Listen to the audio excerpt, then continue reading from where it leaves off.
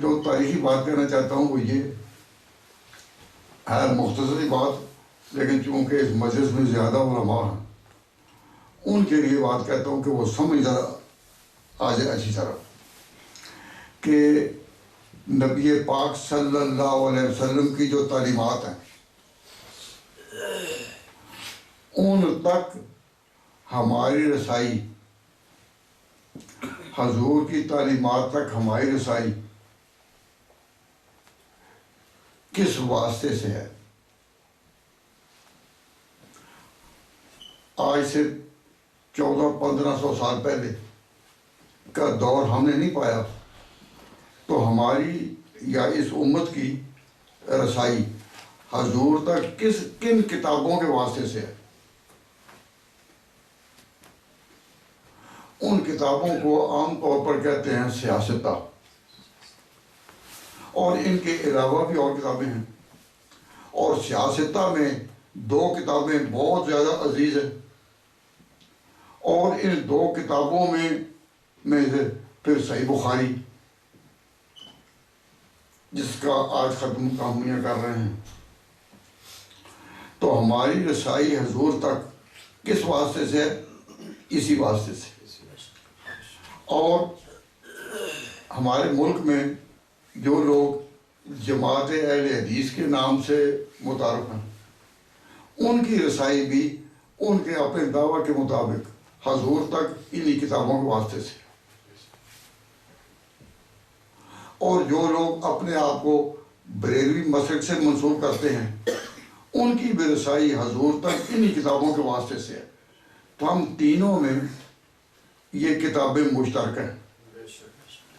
ہم تو سمجھتے ہیں کہ یہ ہماری ہی کتابیں ہیں، لیکن تاریخ کی روشنی میں یہ عرض کرتا ہوں کہ یہ تینوں طبقے دعویٰ کرتے ہیں کہ ہماری حضور تک رسائی، یعنی حضور کی باتوں تک رسائی جو ہے وہ ان کتابوں کے ذریعے سے ہے، جن کو کہتے ہیں سیاستہ، یا ان کے علاوہ امام طحاوی کی شرح معانی الاثار ہوگی، اور موطا امام مالک ہوگی، یا موطا امام محمد ہوگی۔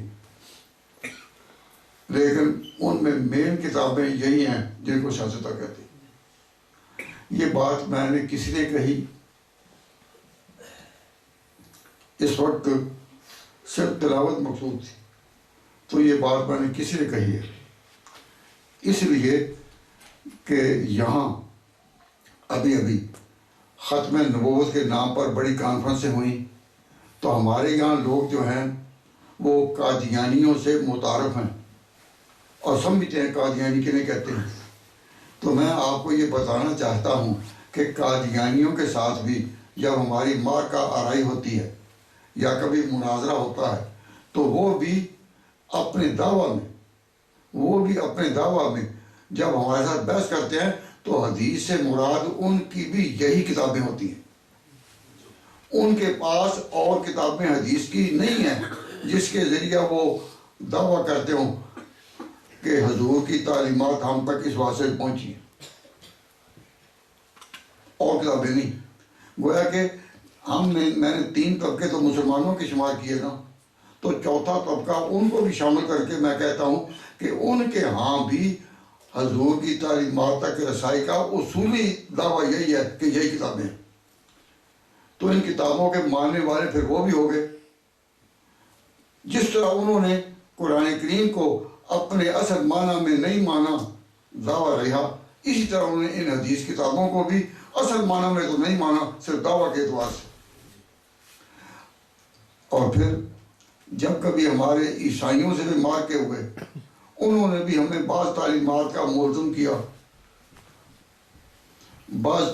ہمارا یہ عقیدہ ہے، تو ان کے ہاں بھی ہم نے صفائی بھی دی، لیکن کتابیں یہی زیر بحث آئیں جن کو سیاستہ کہا جاتا ہے۔ عیسائیوں کے ہاں بھی اور ہندوؤں کے ہاں بھی یہ جب پنڈت دیانند کے کسی موتقد نے رنگیلا رسول لکھی تھی انڈیا میں، اور وہ غازی علم دین کا قصہ پیش آیا، اس وقت بھی اس کے حوالے انہی کتابوں سے تھے۔ تو پوری دنیا میں ہندو ہوں یا عیسائی ہوں یا مسلمان ہوں یا قادیانی ہوں، جس نے بھی کبھی حضور کی تعلیمات پر کوئی ردن یا قبولن ہم سے بحث کی تو کتابیں یہی ہیں. صرف ایک طبقہ ہے کہ جن کی حضور تک رسائی ان کتابوں سے نہیں اور ان کی حدیث کی کتابیں اپنی ہیں اور علیحدہ ہیں ہم سے. یعنی وہ پھر قادیانیوں سے بھی آگے گزر کر ہم سے اختلافات کی خرید کام کر دیا. وہ کون ہیں؟ اثنا عشری، جو یہ عقیدہ رکھتے ہیں کہ نبی پاک صلی اللہ علیہ وسلم کے بعد 12 امام جو ہیں وہ خدا کی طرف سے مقرر ہیں. ہم اس وقت امامت پر بحث نہیں کرتے، لیکن ان کا یہ جو دعویٰ ہے وہ کہتے ہیں کہ حضور تک رسائی، اس دور تک رسائی، حضور کی تعلیمات تک رسائی، اس میں ہماری راہ اور ہے، تمہاری اور ہے. تو ہماری جو کیا کتابیں ہیں سیاستہ، ان کے تو نام آپ حضرات کو معلوم ہے جس طرح ہمیں معلوم ہے، تو نام دینے کی تو ضرورت نہیں. لیکن ان کے ہاں جو 4 کتابیں ہیں اس درجے میں، ہمارے ہاں جو 6 ہیں تو ان کے ہاں 4 کتابیں ہیں. ہم کہتے ہیں ان 6 کتابوں کو کہ سیاستہ کتابیں ہیں 6. وہ اپنی کتابوں کو کہتے ہیں کہ یہ 4 اصول ہیں، یعنی اصول کا معنی کتابیں ہیں. لیکن وہ 4 کتابوں کو کتاب کہہ کر پیش نہیں کرتے، تو کہتے ہیں ہمارے ہاں یہ 4 اصول ہیں.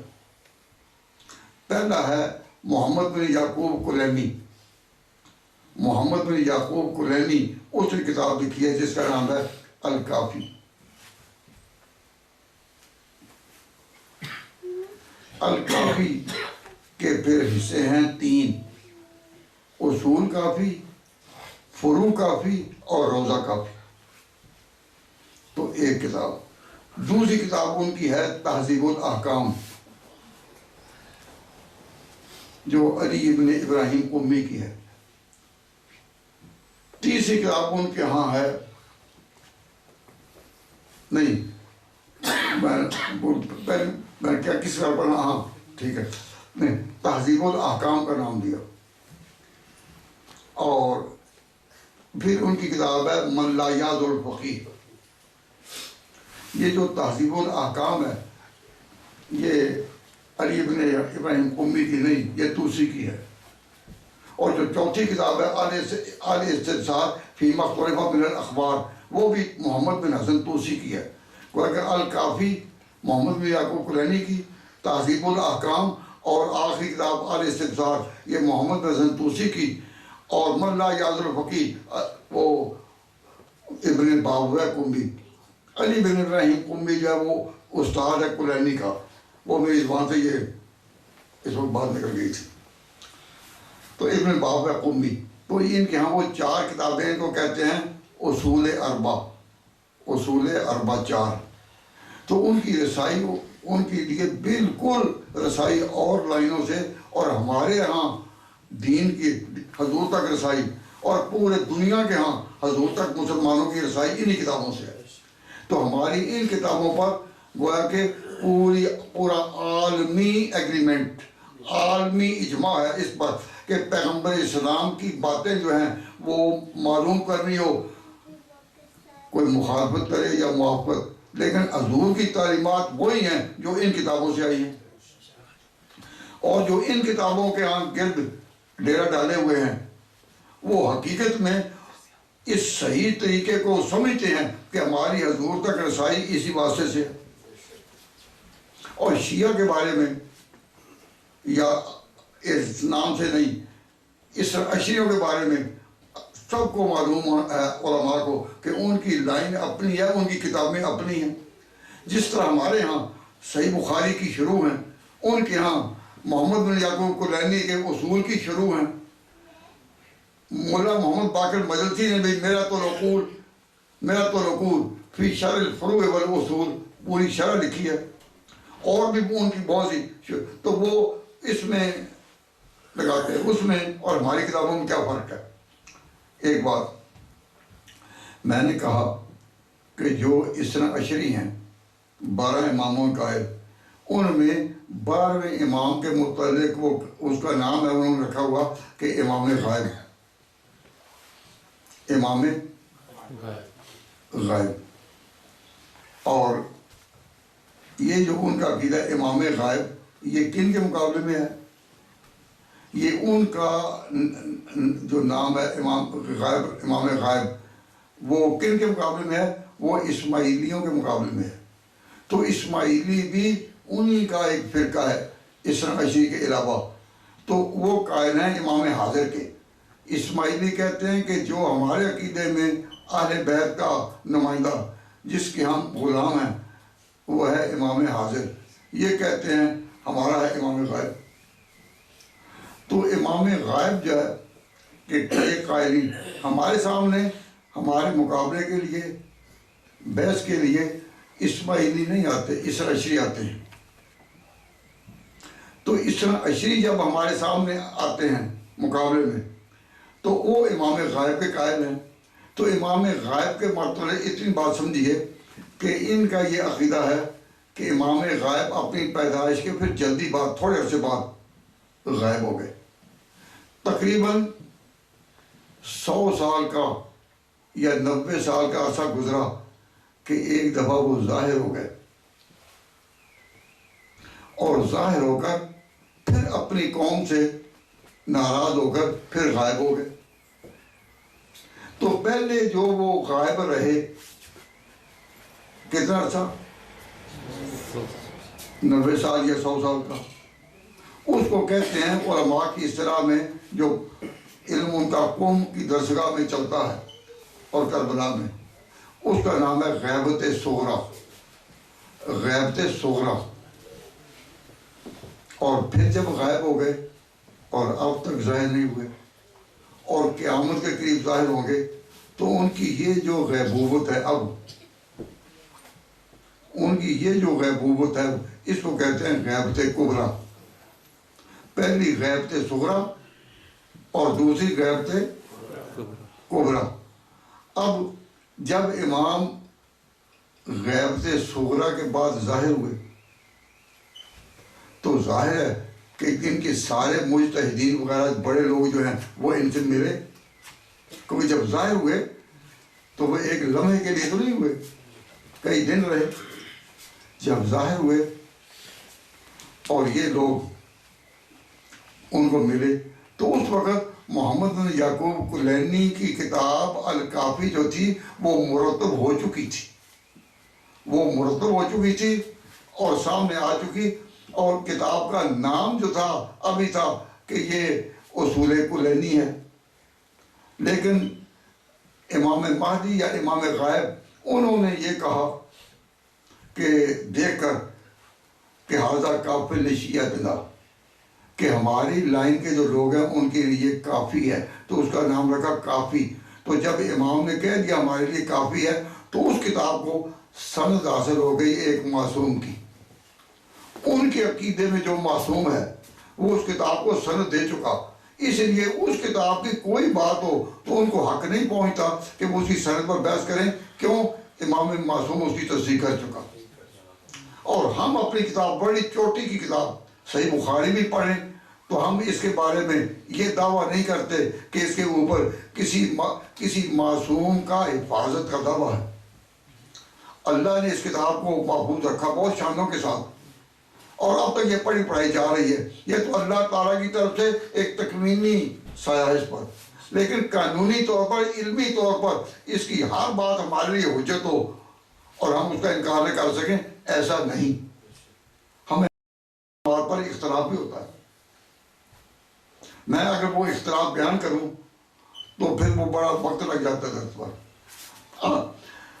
آج آ رہے تھے تو مفتی صاحب نے کہا کہ ایک میری یہ خیرپور میں ایک دفعہ بخاری شریف کا ختم ہوا تو اس میں جو میں تو یہی تھا لیکن جو تقریر کرنے کا موقع ملا وہ اس نام سے وہ تقریر چھپی ہوئی ہے کہ تقریر ختم سے بخاری۔ تو ہمارا جہاں جہاں اختلاف بھی ہوتا ہے ان سے، وہ ہے کیوں؟ اس لیے کہ اس کے اوپر معصوم کا سایہ نہیں۔ ان کا دعویٰ ہے کہ الکافی پر معصوم کا سایہ اور معموم بھی، اور وہ معصوم بھی پھر کیسا آیا جب غیبت صغرا کے بعد آیا، اس نے اس کتاب کو سند دی کہ یہ کافی ہے. اب اس کی سند کے بعد پھر اور کسی سند کی تحقیق کی ضرورت ہی نہیں، اس تحقیق تو اس لیے کافی کے نام سے جو روایتیں بھی کبھی آپ کے سامنے کوئی صاحب لائیں اور کوئی کہے کہ یہ کوئی ضعیف ہے تو کہ تمہارے ہاں یہ تصور ہی نہیں اس کتاب کے بارے میں، کیونکہ 12 اماموں کا جو نمائندہ تمہارے ہاں معمول من اللہ اور مفترض طاعت ہے، اس نے کہہ دیا کہ ساری چیزیں صحیح ہیں. تو میں اس بات کے لیے کہتا ہوں کوئی ہم سے پوچھے کہ سب سے بڑا اختلاف حضور تک پہنچنے کا تمہارا کن کے ساتھ ہے، تو کہیں کہ یہ اثنا عشریوں کے ساتھ سب سے بڑا اختلاف. اتنا کبھی اختلاف اور کسی سے نہیں. عیسائی، ہندو، قادیانی بھی جب ہمارے ساتھ کبھی بات کریں گے اور حضور کی بات کوئی دیر پاس آ جائے تو ان کی راہ بھی یہی ہے کہ اسی سے ہمیں حوالہ دیں، اور ہماری راہ بھی یہی ہے کہ ہم جواب دیں اور بھی سوال پیش کریں.